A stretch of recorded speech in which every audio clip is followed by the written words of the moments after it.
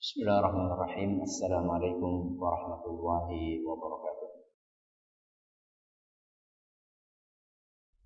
Alhamdulillahirabbil alamin wa bihi nasta'inu ala umuri dunya waddin. Sallallahu ala nabiyyina Muhammadin wa ala alihi wa sahbihi ajma'in. Amma ba'd. Kita panjatkan puja dan puji syukur kehadirat Allah tabaraka wa taala. Pada kesempatan malam yang berbahagia kali ini kita kembali diberi kekuatan, kesehatan, hidayah serta taufik dari Allah Jalla wa Ala. Sehingga kita bisa kembali menghadiri pengajian rutin malam Senin di Musalla Al-Hidayah di Desa Kedunguru Purbalingga ini. Kita berharap semoga Allah Tabaraka wa Ta'ala berkenan untuk melimpahkan kepada kita semuanya ilmu yang bermanfaat sehingga bisa kita amalkan sebagai bekal untuk menghadap kepada Allah Jalla wa Ala. Amin ya rabbal alamin. Salam dan salam semoga senantiasa tercurahkan kepada junjungan kita Nabi besar Muhammad sallallahu alaihi wasallam, kepada para sahabatnya, keluarganya dan umatnya setia mengikuti tuntunannya hingga hari akhir nanti. Para hadirin sekalian yang berbahagia dan juga segenap pendengar radio Muslim di Jakarta dan sekitarnya. Rawe rantas. Terus malang putung apa puntung? Putung. Sejak kapan panjenengan ingat pepatah itu? Sejak dulu gue kapan? Dulu gue suwe. Sejak kapan? SD? Apa sih artinya? Apa rawe-rawe rantas? Loh, kepriwe sih kawin bayan apa orang ngerti arti ini? Rawe rantas. Apa artinya? Itu maknanya, arti harfiahnya. Rawe rantas. Artinya apa? Malang putung artinya apa?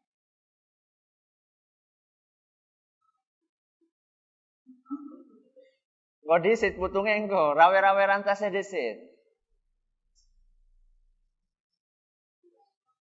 Apa? Barengan bukan. Arti harfiahnya secara bahasa. Artinya apa? Rawe rantas. Rawe rantas itu tanaman yang menggantung atau menjulur-julur. Rawe itu adalah tanaman yang menjulur-julur. Rawe rantas, maka tanaman-tanaman itu dibabat.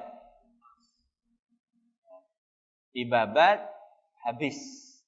Malang itu adalah sesuatu yang menghalang-halangi jalan. Putung, maka potong. Itu arti apanya? Harfiahnya. Rawe rantas itu adalah tanaman-tanaman yang menjulur.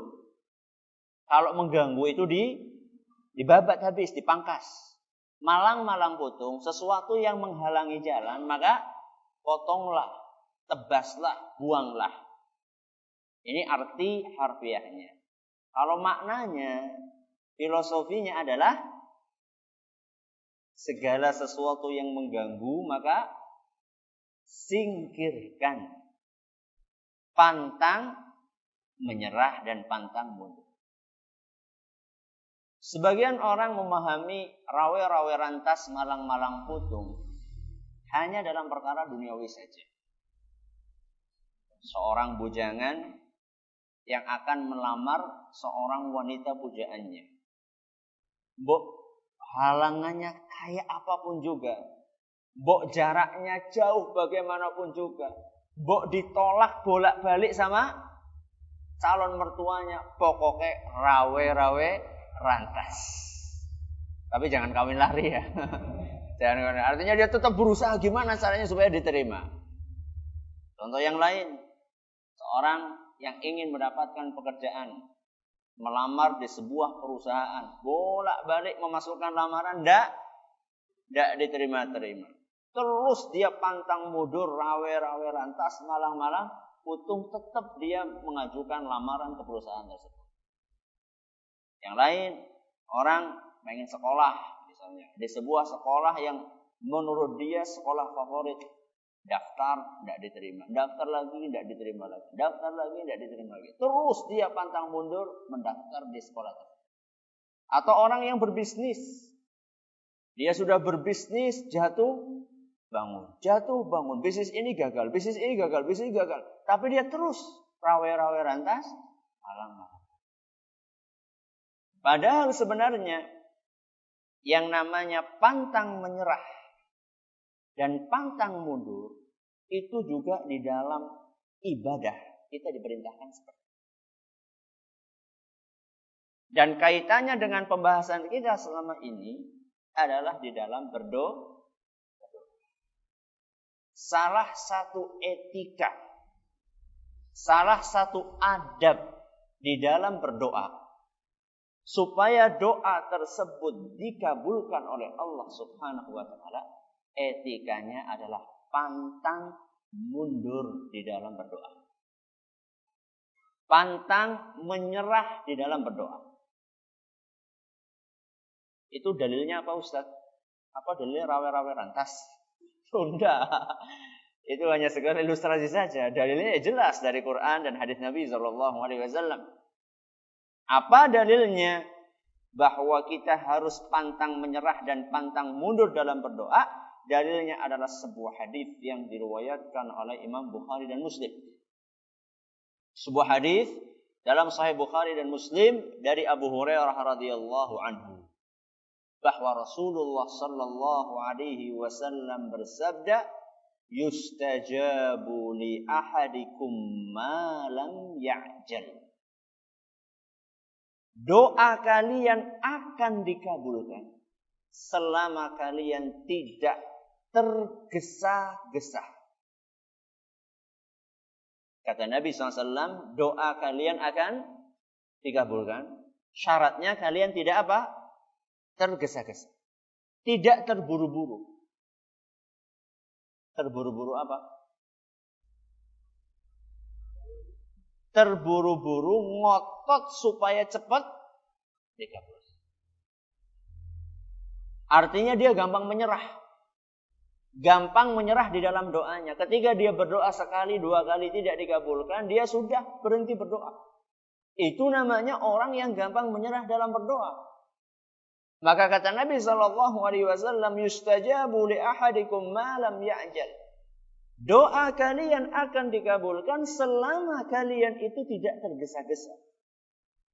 Yaqulu da'autu falam yustajab li. Kalian mengatakan, aku sudah berdoa tapi tidak dikabulkan. Ada enggak orang-orang yang mengatakan seperti itu? Wis donga kok, tapi urung dikabulkan. Ya wis, ada enggak orang yang seperti itu? Banyak. Kalau orang seperti itu, maka itu pertanda doa dia tidak akan dikabulkan.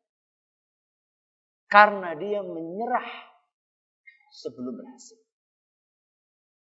Makanya di dalam agama kita, di dalam beribadah, termasuk di dalam berdoa, kita diperintahkan oleh Nabi kita Muhammad sallallahu alaihi wasallam untuk pantang mundur dan pantang menyerah.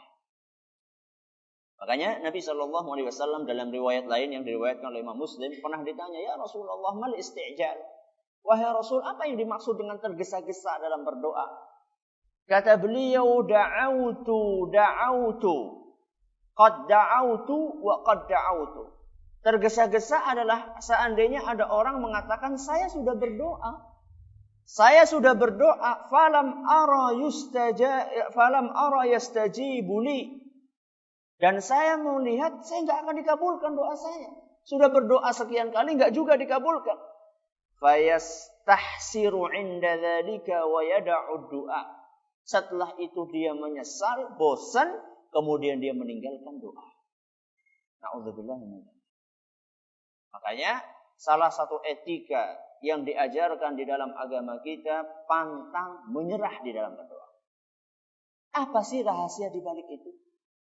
Kenapa kita diperintahkan oleh agama kita untuk tidak mudah putus asa dalam berdoa? Kenapa coba? Supaya apa? Supaya banyak pahalanya berdoa. Ada yang lain? Melatih kesabaran. Yang lain? Berdoa adalah ibadah. Terus? Keseriusan. Ada lagi? Kebutuhan meminta kepada Allah. Ya, ada yang lain? Puncak dari ibadah. Terus? Silakan. Ada yang lain lagi? Allah mencintai hambanya yang senantiasa memohon. Kalau orang senantiasa memohon, itu menunjukkan bahwa hamba butuh. Ini rahasia dibalik kenapa kita diperintahkan untuk tidak putus berdoa. Untuk menunjukkan rasa butuhnya seorang hamba kepada Allah Subhanahu. Maka kalau misalnya ada orang yang berdoa, baru berdoa berapa kali, kemudian dia berhenti, saya sudah berdoa, ya sudah, nggak dikabulkan. Itu seakan-akan dia itu menampakkan bahwa dia itu nggak butuh sama Allah Subhanahu wa ta'ala. Lah, ora apa-apa. Orang dikabulkan ora apa-apa. Si anak dalan liane loh, itu dia. Masih ingat doa yang ditulis dulu di sini? La malja'a wa la manja minka illa ilaika. Tidak ada jalan lari, tidak ada tempat kembali dari Allah Subhanahu wa ta'ala kecuali kembali kepada siapa? Kepada Allah. Beda dengan urusan duniawi dengan manusia. Seperti yang pernah saya sampaikan di sini. Kalau kita melamar pekerjaan di satu perusahaan di Purbalingga. Katakanlah di Purbalingga ada berapa perusahaan? Banyak. Katakanlah ada 50 misalnya. 50 perusahaan. Daftar di perusahaan pertama nggak diterima. Ora apa-apa. Esiana perusahaan liane. Daftar perusahaan kedua nggak diterima. Ora apa-apa. Gampang. Masih ada perusahaan yang lainnya. Ternyata 50 perusahaan tidak ada yang diterima. Esi ngomong, ora apa-apa. Esiana perusahaan nang Banyumas. Itu kalau manusia. Jadi kita bisa, kalau misalnya nggak diterima di sini, lari ke sini. Nggak bisa di sini, ke sini. Itu kalau misalnya urusan dengan manusia. Tapi sama Allah Subhanahu wa ta'ala nggak bisa. Kalau kita ditolak sama Allah Subhanahu wa ta'ala, akan lari kemana? Membuntu. Nggak ada jalan lain kecuali kita harus kembali kepada Allah Subhanahu wa ta'ala. Makanya di sini kita diperintahkan oleh Nabi kita Muhammad sallallahu alaihi wasallam untuk tidak putus asa dalam berdoa. Untuk menunjukkan bahwa kita itu butuh. Kita itu pasrah, kita itu tergantung kepada karunia Allah Subhanahu wa ta'ala. Makanya dalam sebuah hadis yang lainnya diriwayatkan bahwasanya kita itu tidak boleh berdoa sambil mengatakan Allahumma gfirli in syi'ta. Wahai Rabbi, ampunilah aku kalau engkau mau. Ini enggak boleh, kata Nabi SAW. Ya Allah, ampunilah aku kalau engkau mau, kalau engkau berkenan. Enggak boleh kita berdoa seperti itu.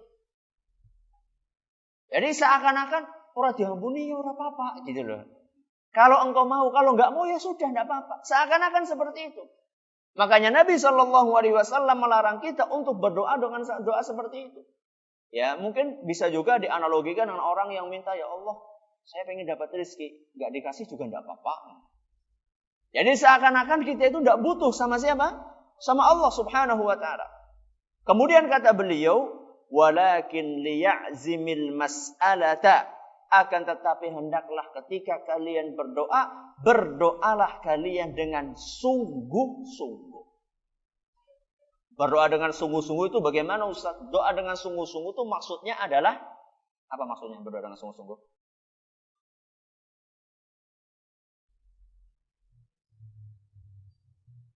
Apa? Sungguh-sungguh? Terus menerus, terus? Rasa benar-benar butuh.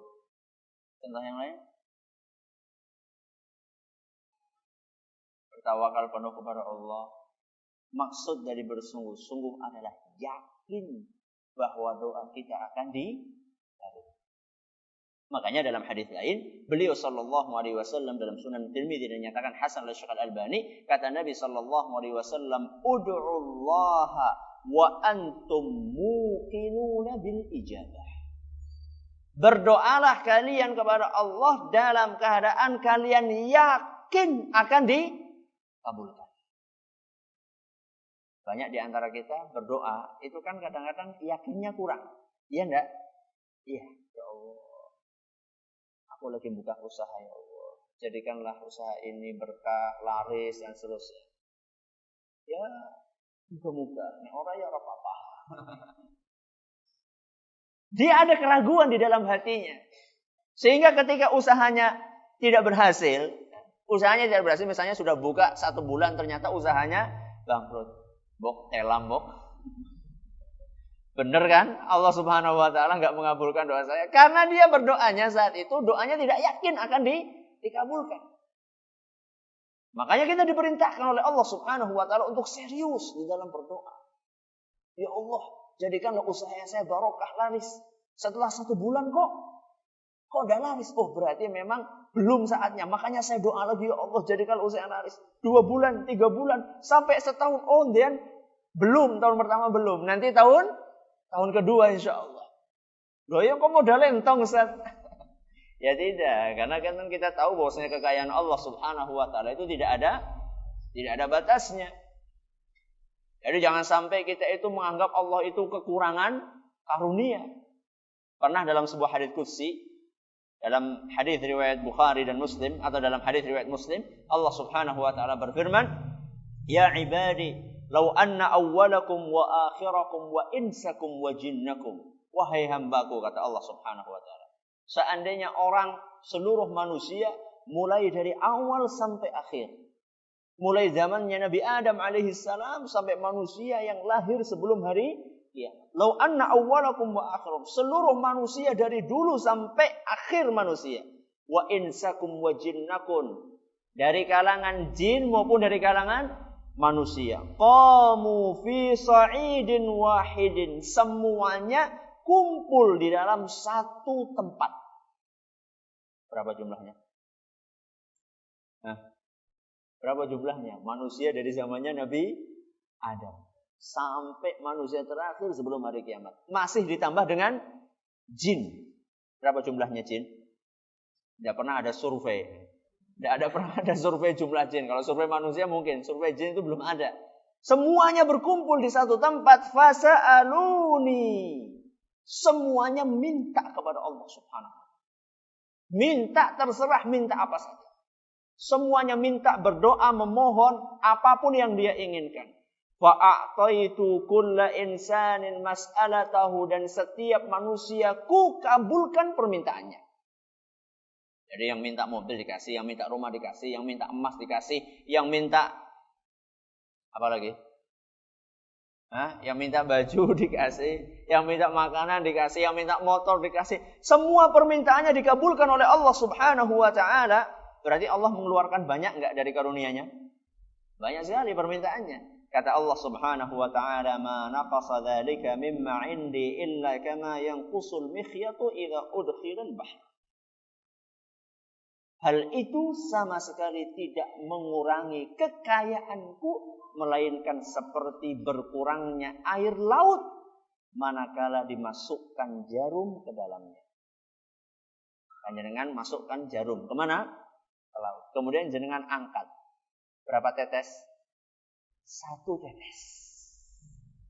1 tetes itulah karunia yang Allah bagikan kepada seluruh manusia dari awal sampai akhir, termasuk jinnya. Berarti sisanya kekayaan Allah seberapa? Selautan. Jadi jangan pernah, wah yang modal lentong ya kepriwe ya. Subhanallah, Allah subhanahu wa ta'ala itu maha kaya. Asal kita mau minta. Dan kita minta bersungguh-sungguh kepada Allah subhanahu wa ta'ala. Maka kata Nabi SAW, "Ud'ullaha wa antum muqinuna bil ijabah." Berdoalah kalian kepada Allah dalam keadaan kalian yakin akan kabulkan. Apapun permintaan kita, ya Allah saya ingin anak saya yang nakalnya luar biasa. Sudah dipondokkan kemana-mana. Ini sebagian image-nya sebagian orang itu kalau pondok itu adalah bengkel. Jadi nek wis nakal nembe dipondokaken. Jadi seakan-akan pondok itu image-nya seperti bengkel. Nek rusak nembe didandani. Ustaz pondokaken mau ndi-ndi Ustaz, bocah nakal banget. Oh, berarti pancen pondok kuwi tempatnya bocah nakal ya. Jadi sudah dipondokkan kemana-mana, sudah dimasukkan ke penjara, sudah enggak juga baik-baik. Ya, kayaknya ini enggak akan dikabul. Enggak boleh. Kita berdoa kepada Allah dalam keadaan Allah, kita yakin Allah akan kabulkan. Wahai Rabbi, anak saya ini nakal sekali, wahai Rabbi. Tolong jadikan anak saya ini menjadi anak yang baik. Allah Subhanahu wa ta'ala kuasa untuk merubah orang yang paling jahat dalam satu detik berubah menjadi orang yang baik.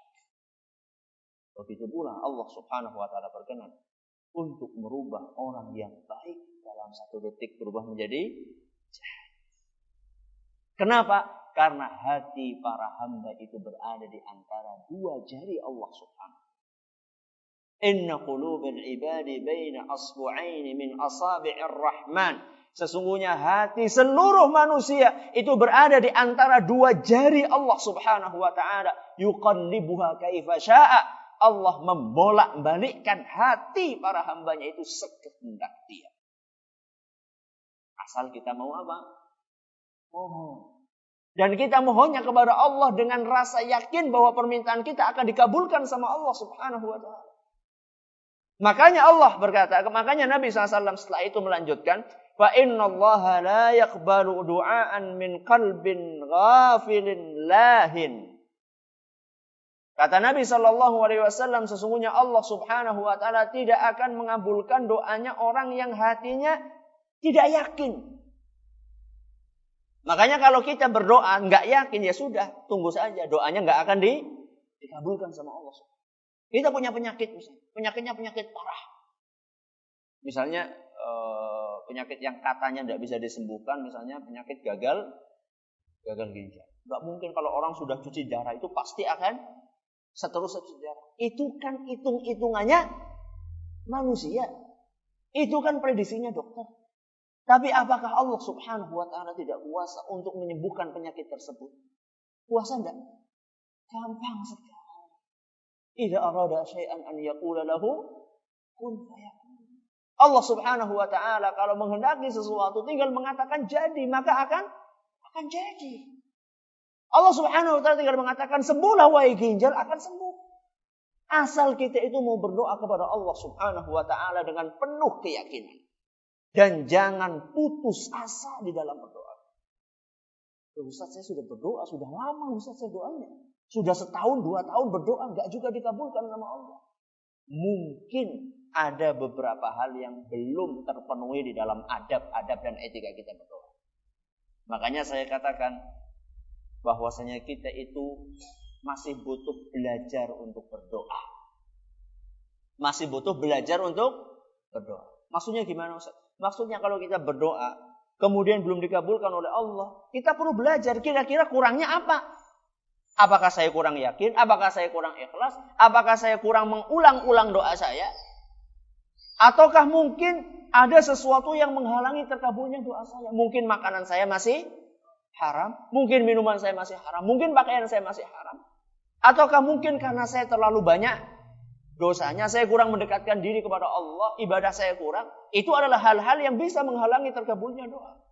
Makanya kita masih terus perlu untuk belajar berdoa. Walaupun kita sudah berdoa sekian tahun. Mungkin ada di antara kita yang sekarang usianya 70 tahun, 60 tahun. Ya Allah Ustaz, saya sudah berdoa 60 tahun. Iya, kita masih tetap butuh untuk belajar berdoa. Mungkin doa kita belum benar. Mungkin doa kita belum sempurna. Mungkin masih banyak hal-hal yang menghalangi terkabulnya doa kita. Makanya Nabi kita SAW mengajarkan kita untuk tidak putus asa di dalam berdoa. Terus berdoa.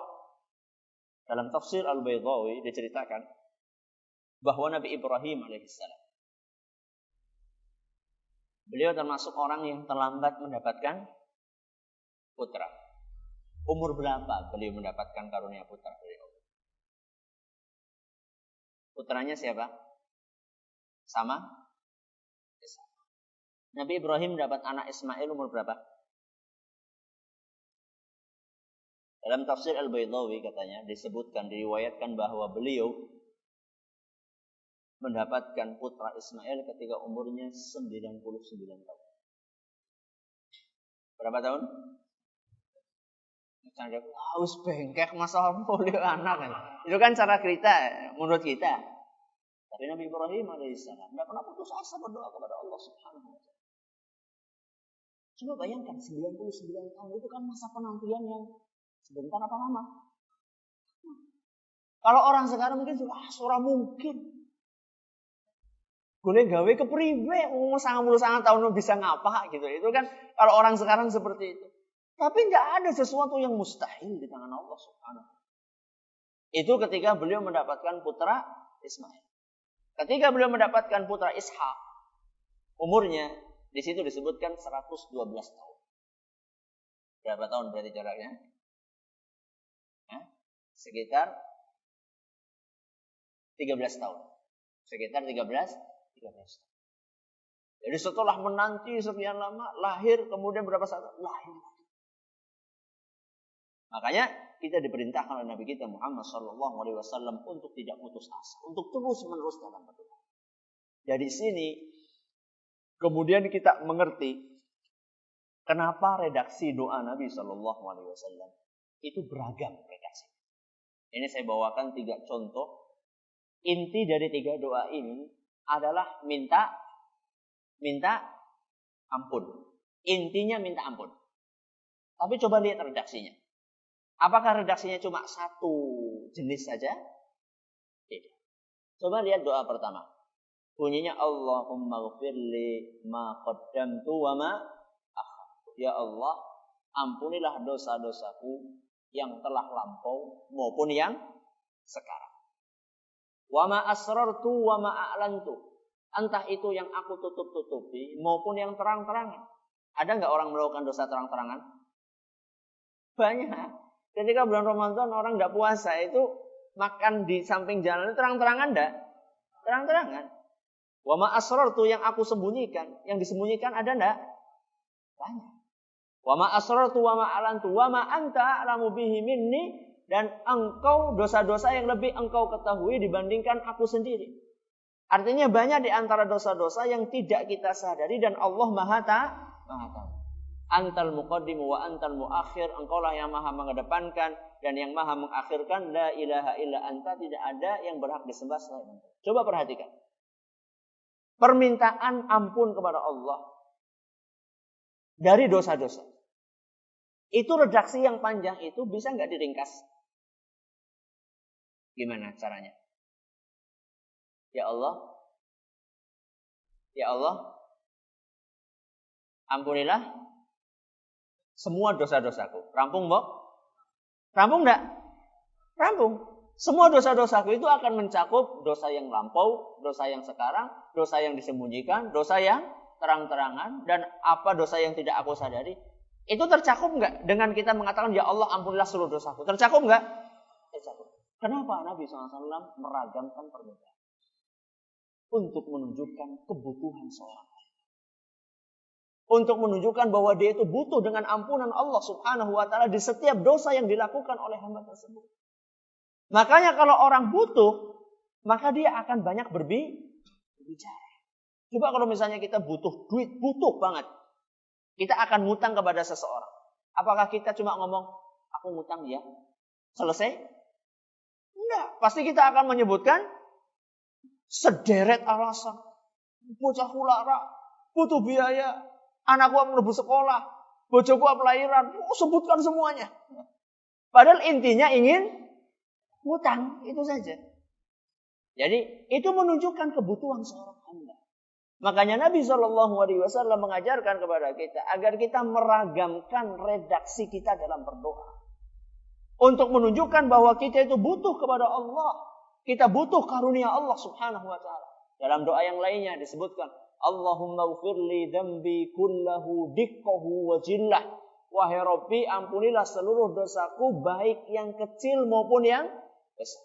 Kemudian kelanjutannya sama, sirrahu wa alaniyatahu, yang tersembunyi maupun yang kelihatan, awwalahu wa akhirahu, yang lalu maupun yang sekarang. Yang ketiga juga seperti itu. Allahumma ighfirli khati'ati wa jahli. Wahai Rabbi, ampunilah kesalahanku dan kejahilanku. Wa israfi fi amri. Dan juga keberlebih-lebihanku di dalam urusanku. Wa ma anta a'lamu bihi minni, dan apa yang engkau lebih ketahui dari dosa-dosaku. Kemudian setelah itu Nabi SAW membawakan Allahumma ighfirli jaddi wa hazli. Wahai Rabbi, ampunilah dosaku yang serius maupun yang bercanda. Serius itu maksudnya gimana? Ya temenanan itu maksudnya kepriwe ya. Serius ya temenanan. Maksudnya kepriwe temenanan. Diniati. Berarti ini orang ada dosa yang tidak diniati, ya ada. Orang dosa diniati temenan, nyolong serius gitu, boleh nyolong serius. Kalau yang bercanda itu seperti apa? Seperti berbohong, tapi niatnya bercanda, gelewean. Padahal yang namanya berbohong itu tidak boleh, walaupun niatnya bercanda, termasuk mencela. Sebagaimana kita jelaskan dalam kajian tafsir, yang namanya mencela, menghina, itu baik dalam keadaan serius maupun tidak serius, bercanda itu tidak boleh. Jadi kemudian Allahumma ighfirli jaddi wa hazli, wahai Rabbi, ampunilah dosaku yang aku serius maupun yang aku bercanda. Khata'i wa amdi, entah itu yang aku tidak sengaja maupun yang aku sengaja. Ada orang melakukan kesalahan, dia sengaja tahu itu haram, tapi tetap jalan saja. Atau yang tidak sengaja, tidak tahu bahwasanya itu adalah dosa. Wa kullu dzalika indi, dan setiap apa yang aku perbuat dari dosa-dosa. Jadi ini hadis-hadis Nabi SAW. Ketika Nabi SAW meragamkan doanya, itu menunjukkan bahwasanya beliau SAW mengajarkan kepada kita agar kita tidak mudah putus asa dalam berdoa. Kita berusaha untuk meragamkan doa kita, terus memohon kepada Allah Subhanahu wa taala. Ada sebuah perkataan ulama yang sangat bagus. Kata beliau, "Wa man admana qar'al abwabi yushiku an yuftahala." Barang siapa yang tidak henti untuk mengetuk pintu, maka niscaya sebentar lagi akan dibukakan. Tapi kalau kita cuma ngetuk sekali tok, mungkin yang di dalam enggak dengar. 2 kali, 3 kali. Nah, kalau misalnya kita terus ngetuk tok terus, lama-lama akan dibukakan. Kalau kita terus meminta kepada Allah Subhanahu wa taala, maka dengan izin Allah akan mengabulkan doa kita, walaupun kita sudah lama menantinya, dan kita terus berdoa kepada Allah Subhanahu wa taala, belajar, mungkin ada yang kurang, mungkin masih ada penghalang, ini semuanya kita singkirkan, rawe lantas, malang tutup. Inti dari pengajian kita pada kesempatan kali ini adalah salah satu etika dalam berdoa adalah pantang menyerah di dalam berdoa. Semoga apa yang disampaikan ini bermanfaat. Wallahu ta'ala a'la wa a'lam. Kita tutup sampai di sini. Terima kasih atas perhatiannya. Mohon maaf segala kurangnya. Kita tutup dengan membaca subhanakallahumma wa bihamdika asyhadu an la ilaha illa anta astaghfiruka wa atubu ilaik. Assalamualaikum warahmatullahi wabarakatuh.